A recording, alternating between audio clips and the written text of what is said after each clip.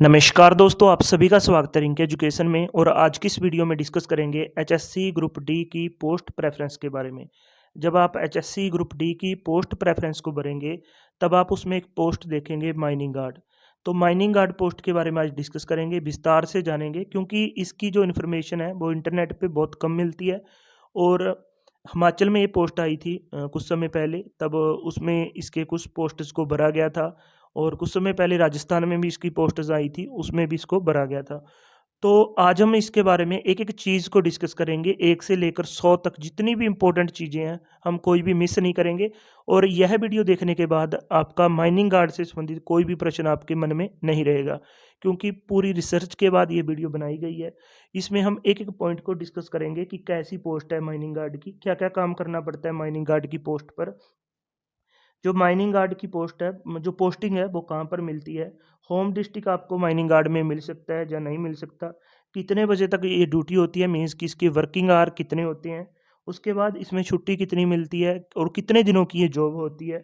और डिपार्टमेंट जो प्रमोशंस है वो कैसे होते हैं। कॉमन कैडर से हट के अगर हम डिपार्टमेंटल जो प्रमोशंस के बारे में देखें, एग्ज़ाम देकर जो एक प्रपोजल तैयार हो रहा है हरियाणा सरकार द्वारा कि डिपार्टमेंटल आप एग्ज़ाम दे सकते हैं, वहाँ पे आप प्रमोट हो सकते हैं, उसके बारे में भी डिस्कस करेंगे। एक-एक पॉइंट को यहाँ पे हम विस्तार से जो है वो डिस्कस करेंगे। तो सबसे जो हमारा पहला पॉइंट है कि ये कौन से डिपार्टमेंट में ये जॉब है, मीन्स कि इस डिपार्टमेंट का नाम क्या है जिसमें माइनिंग गार्ड की जो पोस्ट आई है। तो इसके डिपार्टमेंट का नाम है जैसे Haryana mines and geology department. Haryana mines and geology department, mines and geology department, इसमें ये पोस्ट आई हुई है माइनिंग गार्ड की, जो कि एचएससी ग्रुप डी के एग्ज़ाम से भरी जाएगी। तो ये तो आपका डिपार्टमेंट के को लेकर मेरे हिसाब से कन्फ्यूजन दूर हो गया कि ये माइंस एंड जियोलॉजी डिपार्टमेंट है हरियाणा सरकार का, तब इसके अंडर ये पोस्ट है। अब हम बात करें कि इसकी पोस्टिंग कहाँ पे होती है, तो जो अगला प्रश्न है वो इसकी पोस्टिंग कहाँ पे होती है। देखिए, जो माइनिंग गार्ड है ये माइनिंग से संबंधित है, और हरियाणा में जो माइनिंग होती है वो रेता, जिसे हम बालू या सैंड बोलते हैं, उसकी होती है। तो जिन ज़िलों में माइंस हैं रेते की, सैंड की, बालू की, ये एक ही चीज़ है, रेता, सैंड, बालू, जो घर बनाने में प्रयोग होता है, उसकी जो बहुत ज़्यादा जो माइंस हैं हरियाणा में, कुरुक्षेत्र, करनाल, सोनीपत, इस एरिये में, पंचकुला, अम्बाला में बहुत ज़्यादा इसकी माइंस हैं। तो जो इसका पहले हेडक्वार्टर देखते हैं। हेडक्वार्टर जो आईटी पार्क सेक्टर 22 पंचकुला में है, और वहाँ पर आपकी पोस्टिंग हो सकती है। उसके अलावा अन्य जो इनके डिस्ट्रिक्ट ऑफिस हैं, उनमें आपकी पोस्टिंग हो सकती है। पंचकुला, अम्बाला, जमुनानगर, करनाल, पानीपत, सोनीपत, फरीदाबाद, पलवल, नूंह, भिवानी, चरखी, दादरी। तब इनमें क्या है कि इनमें माइंस बहुत ज़्यादा है, रेते की, सैंड की, बालू की, तो उनमें आपकी यहाँ पे पोस्टिंग हो सकती है। अब हम बात करें प्रमोशन की, इसके काम को भी डिस्कस करेंगे, जॉब प्रोफाइल को भी डिस्कस करेंगे कि कौन-कौन से काम करने पड़ते हैं। एक-एक पॉइंट को हम यहाँ पे कवर करेंगे। बस आप इस वीडियो को शुरू से लेकर एंड तक आप ज़रूर देखें। तो प्रमोशन आपको सभी को पता है कि यहाँ पे कॉमन कैडर बन चुका है, और कॉमन कैडर का जो बजट है वो आपने देख लिया होगा, जो आया है एचएससी ग्रुप डी की पोस्ट को लेके। तो उसमें एक कॉमन सीनियरिटी लिस्ट बनती है। मैं 2 तरह की प्रमोशन को लेकर बात करूँगा कि माइनिंग माइनिंग गार्ड का सीनियर कौन होता है। अगर हम गार्ड हैं, माइनिंग गार्ड हैं, तो हम इसी डिपार्टमेंट में आगे जाकर क्या बन सकते हैं।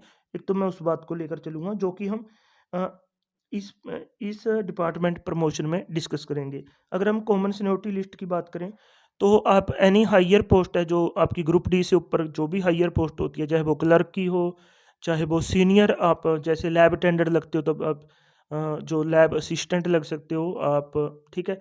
ऐसे जो भी सीनियर पोस्ट होती है, जिस पोस्ट पे हो आप, उससे एक स्टेप आगे जो बड़ी पोस्ट होती है, वहाँ पे आपका प्रमोशन होता है, जो कि कॉमन सीनियरिटी लिस्ट से होगा। कॉमन सीनियरिटी लिस्ट क्या है? आप 13,000 जो भी जितनी भी पोस्ट हैं आपकी ये, इनमें इनकी एक, और प्लस 18,000 जो पहले भर्ती हुए थे, उनकी एक सीनियरिटी लिस्ट बनेगी, ठीक है? जो 18,000 आपसे पहले लगे हुए हैं, तो वो आपके सीनियर होंगे। सीनियरिटी मीन्स कि सीनियर, ठीक है? जो वो आपके सीनियर होंगे 18,000, तो वो आपसे ऊपर लग जाएँगे, ठीक है?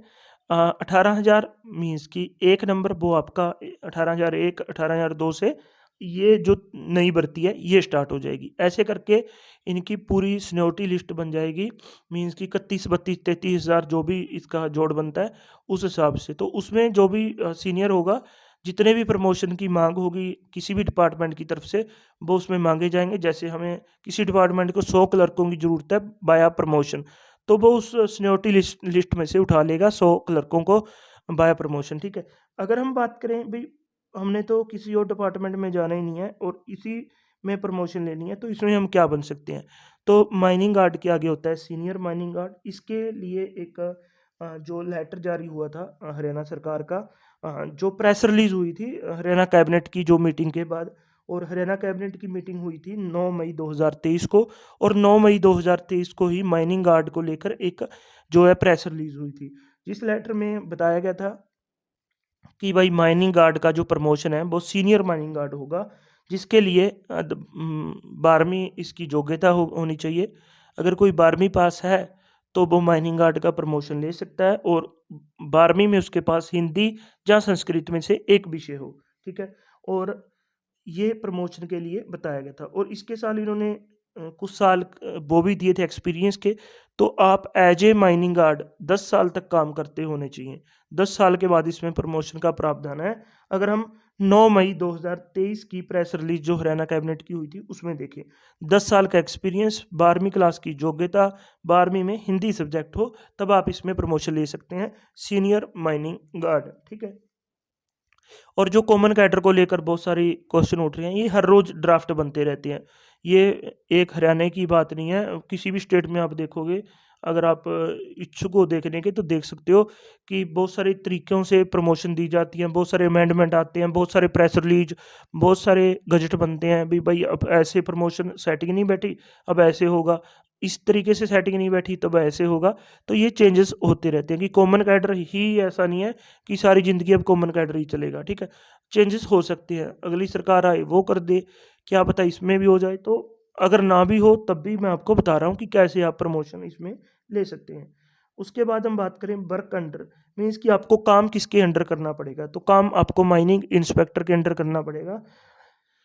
इसमें आप पोस्ट्स का आप देख लीजिए कैसी होती हैं। सबसे पहले होता है माइनिंग गार्ड के बाद होता है सीनियर माइनिंग गार्ड, उसके बाद होता है असिस्टेंट सब इंस्पेक्टर, ठीक है, इन माइनिंग गार्ड, फिर होता है sub inspector in mining guard, फिर होता है माइनिंग इंस्पेक्टर। तो जो आपको आपकी जो रिपोर्टिंग होगी वो सीधी आपकी माइनिंग इंस्पेक्टर को होगी, ठीक है। और उसके बाद हम बात करें इनके कामों को लेकर कि काम क्या होता है, अवैध खनन। जो सबसे बड़ा काम होता है इनका, अवैध खनन को रोकना। तो गैर कानूनी तरीके से हो रही अवैध खनन को रोकने और ज़रूरत पड़ने पर चालान काटने तक का इसके पास जो है वो अ, इसके पास पावर होती है माइनिंग गार्ड से। और जो चालान काटता है वो कोई ये नहीं है कि भाई ये जाके कहीं भी चालान काट देगा। तो वो as per instruction given by the mining inspector. तो जो माइनिंग इंस्पेक्टर के जो इंस्ट्रक्शंस होती हैं उस पे जो इनको चलना होता है, ठीक है। उसके बाद माइनिंग इंस्पेक्टर जो अगला पॉइंट है भी, अवैध खनन की स्थानों की जांच करने के लिए माइनिंग इंस्पेक्टर की सहायता करनी। जो भी माइनिंग इंस्पेक्टर अपनी गाड़ी में माइनिंग गार्ड्स को साथ लेकर चलता है, ठीक है। क्योंकि ये सारी बहुत ज़्यादा अगर आपका कोई आगे पीछे रिश्तेदारी में कोई माइनिंग खनन से रिलेटेड कोई रहा है तो उससे पूछ के देखिए कि ये सबसे ज़्यादा लड़ाई झगड़े वाली जॉब होती है। इसमें धक्का मुक्की आम बात है, ठीक है। तो माइनिंग इंस्पेक्टर के साथ बहुत सारे माइनिंग गार्ड होते हैं उनकी गाड़ियों में। और क्योंकि ये माफिया का इसमें बहुत ज़्यादा प्रभाव है, जो सैंड माफिया है, रेता जिसे हम रेता माफिया बोलते हैं। आप एक बार माइनिंग अवैध खनन भर के देख लीजिए, यूट्यूब पे आपको हज़ारों आर्टिकल मिल जाएँगे, वहाँ पे ये हुआ, वो हुआ। तो ये बहुत ज़्यादा मार-धाड़ वाली जॉब है। और अगर आप एक शब्द में आप कहो भई हमारे पास पावर क्या है, ठीक है?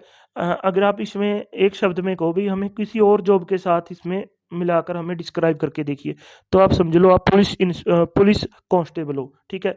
आप अपने आप को पुलिस कांस्टेबल मान सकते हो, वो भी माइनिंग में, ठीक है? माइनिंग में आप अपने आप को पुलिस कांस्टेबल मान सकते हो, जैसे पुलिस कांस्टेबल अ, सब इंस्पेक्टर और जो भी एसएचओ के साथ चलते हैं, ऐसे आपको चलना पड़ेगा पुलिस कांस्टेबल, ठीक है? ऐसे पुलिस। तो आप इसको एक शब्द में अगर आप चाहते हो कि हमें ये हमारी जॉब प्रोफाइल के बारे में पता लगे। उसके बाद है स्टेट मिनरल एक्ट।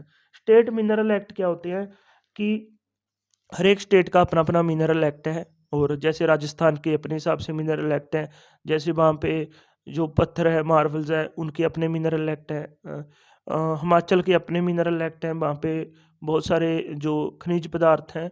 और हरियाणा में अपने मिनरल एक्ट हैं, पंजाब के अपने मिनरल एक्ट हैं। तो हर स्टेट का एक मिनरल एक्ट होता है, उसको लागू कराने की जिम्मेवारी इनकी होती है, mining inspector plus mining guard की, ठीक है।